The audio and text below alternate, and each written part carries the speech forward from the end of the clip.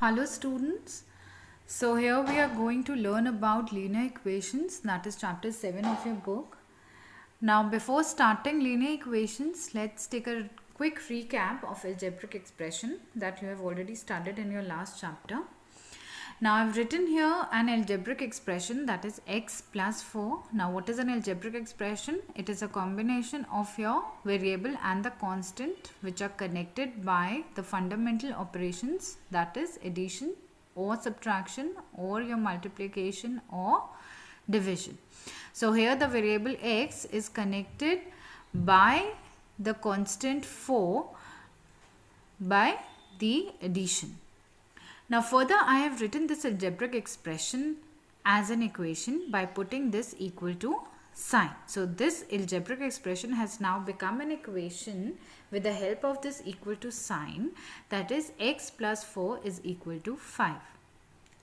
Now this equation has two sides, that is one on the left side of the equal to sign, which is known as your left hand side of the equation, and then on the right side it is called as the right hand side of the given equation. Now what do you understand by the term linear? Now equation is a linear equation if its variable is having the power 1. So whenever an equation has a variable with power 1, it is considered as the linear equation. Now forming an equation, that means whenever a statement is given or a word problem is given to you, you have to convert that statement into an equation. How do we do that? Let's see. I've written a statement here, twice x plus 7 gives 10. Twice x means 2 times x or 2 multiplied by x. So 2x plus means addition. So 2x plus 7 gives means equal to 10. So we have the equation from this statement as 2x plus 7 is equal to 10. Let's see the other example.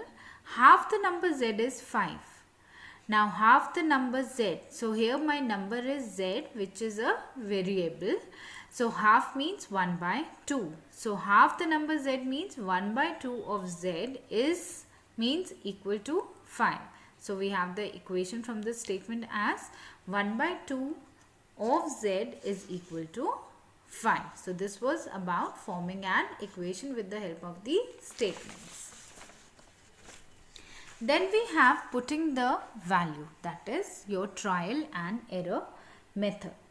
Now for example, I have taken this equation t minus 6 is equal to 14.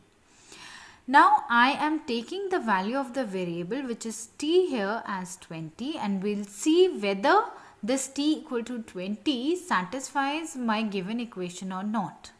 To satisfy the given equation for t equal to 20, it is necessary for left hand side to be equal to right hand side.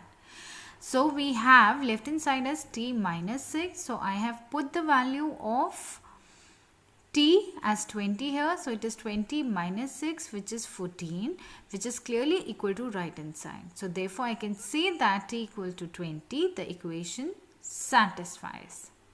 Now let's see another example. 5k minus 2 plus 1 is equal to 9. We'll be doing this also using trial and error method. So to find the solution of this given equation using trial and error method, we always take at least 3 values. Alright. These values of the variable could be a positive integer, it could be a negative integer, or you can take this as 0 also. So here I have taken it as 1, minus 1 and 2. So let's see value of k, that is my variable here. I have taken the first value as 1. So when I check my left hand side, it becomes 5 times k it was written. So I have written 5 times 1 minus 2 plus 1, which is 4, which is clearly not equal to right hand side. So it does not satisfy the equation. Now let's see for k equal to minus 1. So when I put k equal to minus 1, it becomes minus 6, which is again not equal to right hand side. So again this doesn't satisfy my equation.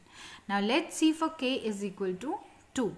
Now when I put the value of k as 2, it becomes 5 times 2 minus 2 plus 1, which is 9, which is clearly equal to right hand side, which is also 9. So yes, k equal to 2 satisfy my given equation. Therefore, I can say that k equal to 2 is a root of the equation or the solution of the given equation. So this was all about your trial and error method. Now we will do another method, which is transposition method. So we have to solve an equation using transposition method. So this is minus 12x plus 3x minus 4, which is equal to minus 22. Now we have two types of terms in our equation. First, the term with the variable and the constants. So we are going to solve the like terms first. On the left hand side, we have minus 12x plus 3x. That gives you minus 12x plus 3x is minus 9x minus 4 is equal to minus 22. Now in the next step, what we are going to do is we'll take all the constants to the right hand side and keep the variable term on the left hand side. So I've kept minus 9x, which is a variable term, on the left hand side, and minus 4, which is a constant. When I'll take it to the right hand side, it becomes plus 4. So we get minus 9x is equal to minus 18. Now I'll take this minus 9 to the denominator because 9 and x are multiplying. So when we'll take it to the other side, that is right hand side, it will be dividing our term on the right hand side. So it becomes minus 18 upon minus 9, minus got cancelled, and 18 by 9 is 2. So therefore x equal to 2 is the solution of the given equation. Now we have other equation as 4x is equal to 7x. Now you might get confused that here on the left hand side we have the variable term and on the right hand side also we have the variable term. So when we'll take this variable term to the left hand side, what will be left with on the right hand side? So for my convenience, I have put plus 0 here. So by putting the 0, when I'll take this variable term to the left hand side, we'll be left with 0 on the right hand side. So by solving this, we get x is equal to 0 by minus 3, which is again x is equals to 0. So therefore the solution for this equation is x is equal to 0. Now coming to the exercise. Exercise 7.1, question number first. It says classify the following as linear equation and non-linear equation. Now I've already told you the linear equation is the equation where your variable always has the power 1. Now if you see this equation here, my variable is x and its power is clearly 2. So it is not a linear equation, it is a non-linear equation. And when you see this equation here, my variable is x and it has power 1. So it is a linear equation. Coming to question number 2, where you have to check that the given solution satisfies the following equation or not. Now here I have given the value of the variable as, which is j 5 by 6, and let's check whether it is a solution for our given equation or not. So my left hand side is 2 by 3j. Now let's put the value. So this becomes 2 by 3 into 5 by 6, which becomes 5 by 9. Now let's see our right hand side. We have 1 by 4 plus 2 by 3 minus j by 3. Putting the value, we get 5 by 6 into 3. That gives you 5 by 18. So when you solve the these fractions, you will get your answer as 23 by 36. So clearly 5 by 9 is not equal to 23 by 36. So I can say that left hand side is not equal to right hand side. Therefore j is equals to 5 by 6 does not satisfy my given equation. That is, it is not the solution for the given equation. Now coming to question number 4. In question number 4, you have to find the solution of the given linear equation by transposition method. So I've taken here d part, which is 6x is equal to 6 by 4x. So for my convenience, again I have put plus 0 here because we have variable terms on both the sides. So when I'll take the variable term to the left hand side, we'll be having 6x minus 6 by 4x is equal to 0. So it becomes x is equals to 0 when you'll solve it. So therefore x equal to 0 is the solution of the given equation. Now coming to exercise 7.2. In question number 1, you have to tell which set of linear equations are equivalent or not. Now I've taken D part here. X plus 16 is equal to 17 and x minus 2 is equal to 9. Now for the equations to be equivalent, the value of the variables should be same. Now by solving the first equation, we get the value of the variable, which is x, as 1. And here I got the value of x as 11. So clearly the values are different. So we can say that the given equations are not equivalent. So for the equations to be equivalent, the given equations must have the same value for their variables. Now question number 5, which says 11 less than 7 times the number is 5 more than 6 times the number. You have to find the number. Since we have to find the number, so I have assumed my number to be x. And according to the question, what is given to us? 11 less than 7 times the number. What is my number here? X. So 7 times the number means 7x.